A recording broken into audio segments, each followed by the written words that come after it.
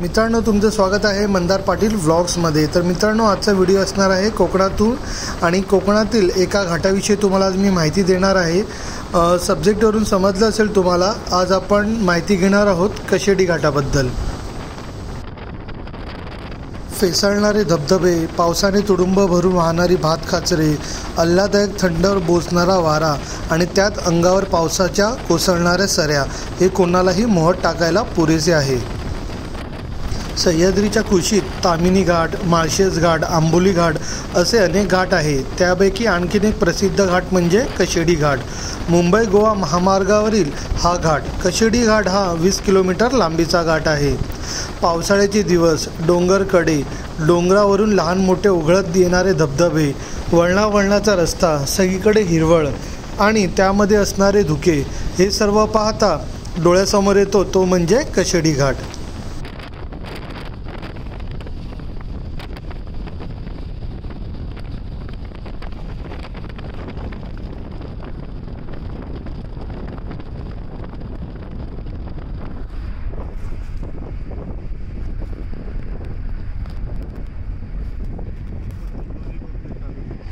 धोक्याचे प्रमाण जास्त असल्यामुळे समोरून येणाऱ्या गाड्याही दिसत नाहीत।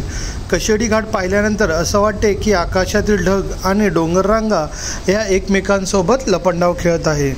डोंगर कड्यावरून उघडत येणारे धबधबे पाहता असे वाटते की कोणीतरी या डोंगर कड्यावर उभा राहून त्याने दुधाने आंघोळ घालत आहेत। पोलादपूर ओलांडून गेल्यानंतर लागतो तो कशेडी घाट। पोलादपूर आणि खेड या दोन्हीमध्ये कशेडी घाट येतो। या घाटात आपण 2 व्हीलर 4 व्हीलरने जाऊ शकतो।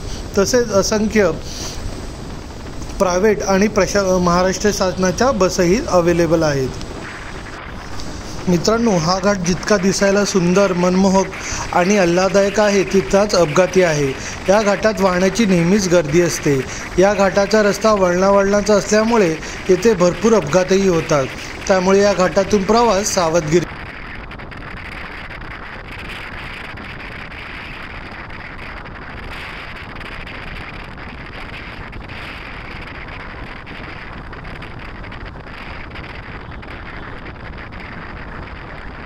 कशेडी घाट हा चढून उतरण्यासाठी कमीत कमी अर्धा पाऊण तास लागतो।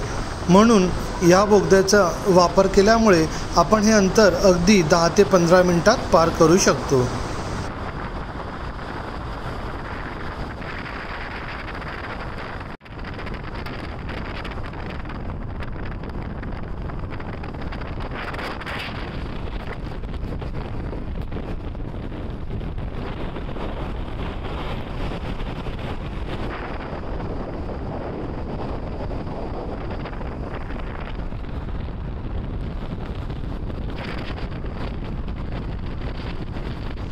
कशेडी घाटातील बोगद्याची सुरुवात खेड तालुक्यातील कशेदी गावातून होते आणि शेवट हा भोगावला पूर्ण होतो। आणि या बोगद्याचा फायदा असा आहे की हा घाट वळणावळणाचा असल्यामुळे तेथे भरपूर अपघात होतात।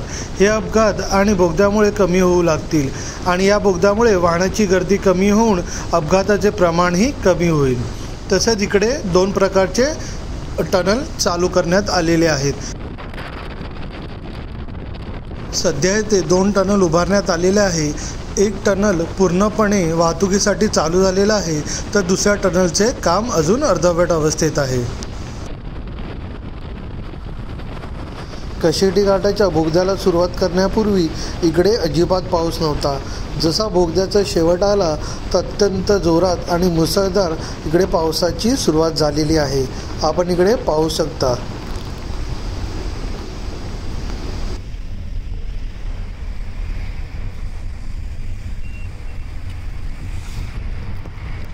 मित्रांनो, तुम्हाला आजचा कशेडी घाटाचा व्हिडिओ कसा वाटला हे नक्कीच कमेंट करून सांगा आणि व्हिडिओ आवडल्यास व्हिडिओला लाईक शेअर करायला विसरू नका।